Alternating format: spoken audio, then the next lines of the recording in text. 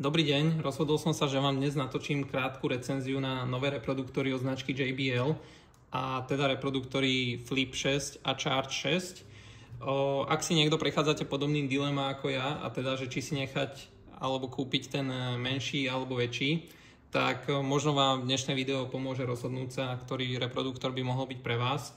Ja osobne som bol do tejto zmeny donútený, pretože som bol šťastným používateľom Flipu 5, ktorý bol veľmi silnou generáciou, bol prvý s USB-C a pomerne podarený reproduktor celkovo, ktorý je super nastavený už z továrne, nepotreboval som používať ekvalizery ani nič na to, aby som si ho nejako ďalej došteloval, ale teda trošku mi doslúžil a začína chrastiť pri niektorých pesničkách a teda som sa rozhodol, že ho vymením za nejaký novší a bol som možno až nepríjemne prekvapený, ako veľmi podobné sú tieto reproduktory, keďže tento pôvodný Flip 5 má len 20 W oproti 35 a 45, tak hrajú veľmi podobne. Ja som ich samozrejme ani neskúšal nejakým spôsobom vymaxovať do nejakých najväčších výšok, ako sa im darí v tom maximálnom výkone, ale na také bežné počúvanie niekde v byte alebo v dome, tak už tých 20 W mi prišlo veľmi dostačujúcich a hlavne dobre vyladených od toho Flipu 5. A než si vypočujeme všetky tri reproduktory, tak poďme si ich ešte trošku ukázať, že čo sa teda na nich zmenilo. Môžeme si tuto ukázať Flip. Samozrejme je to o dve generácie starší reproduktor, ale Flip 6 vyzerá veľmi podobne. A vidíte, že trošku sa presunuli nejaké tlačítka. A Flip 7 dostal ešte takú drobnú vychytávku, a teda, že tento remienok sa dá odňať týmto tlačítkom, ktoré stlačíte a viete ho odopať. Čo ma celkom mrzí je, že tento remienok je pomerne maličký a v krabici nájdeme ešte jeden vymeniteľný, takýto nejaký horolezecký klip, ktorý si tam viete teda tiež pripnúť a môžete si ten reproduktor dať napríklad na ruksak, čo je celkom praktický koncept, ale mrzí ma, že tam nedali trošku dlhšiu stužku, ako je napríklad túto. Potom by mi to dávalo väčší zmysel to vymieňať, keď by to očko malo trošku väčší rozmer. Ale celkom pekné a možno JBL tento koncept posunie ešte ďalej a v budúcnosti k tomuto budú nejaké ďalšie príslušenstvo, čo sa dá dokúpiť. Ďalšia vec, čo sa zmenila teda na týchto reproduktoroch, nie len to, kde sú uložené tlačítka, ale zmenil sa aj párovací protokol. A teda ak máte dva a viac reproduktorov, ktoré chcete, aby hrali naraz, tak staršie reproduktory už nie sú kompatibilné s tými novými. Toto novšie tlačítko je tzv. Auracast a tento starší je, myslím, že Party Boost.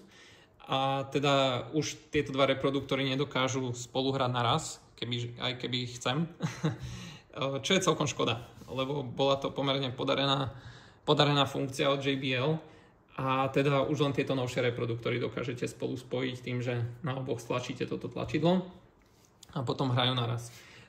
Samozrejme aj Charge dostal nejaké vylepšenie a teda si vypožičal od väčšieho brata, ktorý bol JBL Extreme, takúto rúčku, čo je celkom príjemné, ale teda není úplne ľahko odopínateľná. Je to na takýto nejaký gombík, ktorý nejde úplne zrovna jednou rukou odopať.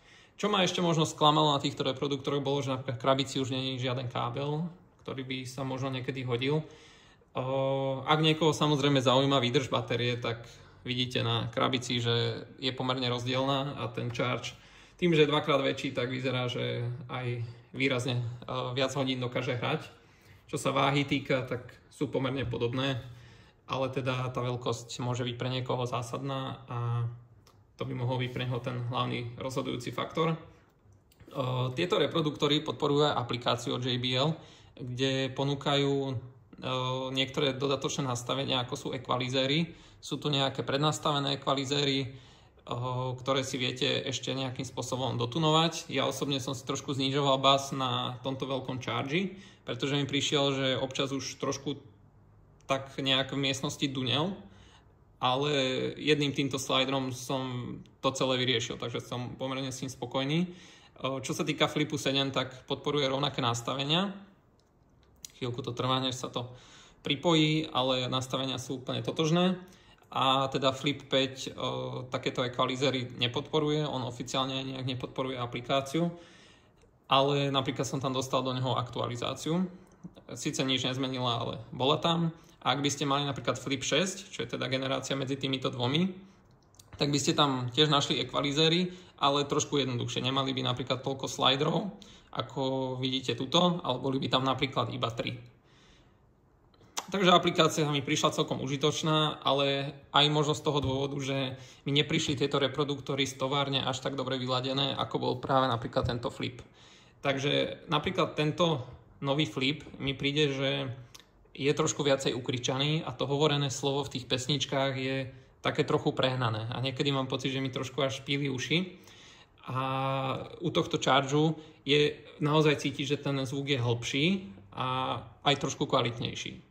Je tam vidieť rozdiel a mám taký dojem, že tento starší Flip je naozaj niečo medzi, že je naozaj dobre vyladený a ak nepresahujete nejakú veľmi vysokú hlasitosť, tak vám naozaj ten 20W výkon stačí a nepotrebujete 35 ani 45W, ale naozaj vám stačí tých 20. A môžeme si vyskúšať, ako hrajú na jednej pesničke. Teda začíname s týmto reproduktorom. A prepínam na Flip 7, na tento novší. A môžete počuť, že môže znieť trošku hlasitejšie, aj keď samozrejme hlasitosť nejde úplne jednak jednej vyrovnať, tak to je jednoducho. A teraz som prepol na Charge 6, ktorá môže znieť práve trošku hlbšie. A môžeme ešte povypínať equalizery, aby boli na tom továrenskom nastavení štandardnom.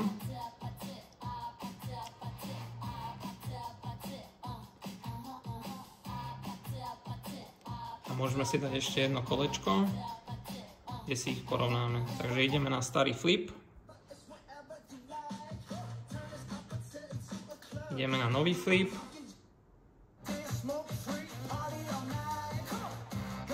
Je tam počuť, že je hneď výrazne hlasitejší, ale nepovažoval by som to vždycky za plus. Príde mi, že to hovorené slovo je tam výrazne hlasitejšie ako ten podmas tej hudby a preto sa mi tam dosť pýta práve použiť tú aplikáciu a nejak si tam nastaviť ten equalizer. Ale samozrejme nastavovať to hovorené slovo je trošku náročnejšie, pretože musíte naozaj všetky slidere nejakým spôsobom posúvať. Kdežto, ak by vám vadil napríklad bas pri tomto Chargeu, tak je to jeden slider, ktorý posuniete nižšie a tým pádom je to vlastne vybavené. Takže toľko to tej hudbe. Ešte môžeme dokončiť kolečko. Môžeme si porovnať tieto dva. Znovu Flip 7 teraz. Charge 6.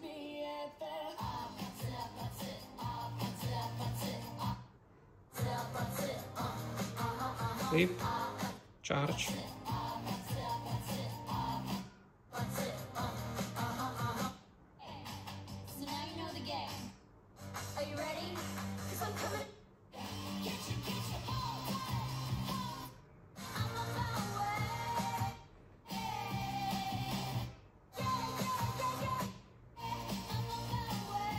Takže toľko k nejakej zvukovej skúške.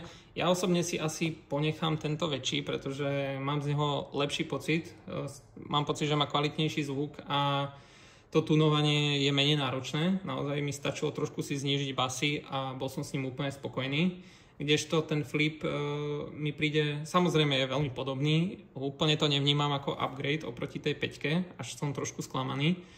Ale je to úplne dobrý v pohode reproduktor, nemusíte sa ho nejako báť ani ho obchádzať. Viem si dokonca predstaviť, že by som si kúpil práve že ten Flip 6, kebyže veľmi potrebujem to pôvodné párovacie tlačítko, teda ten Party Boost, miesto tohto Auracastu.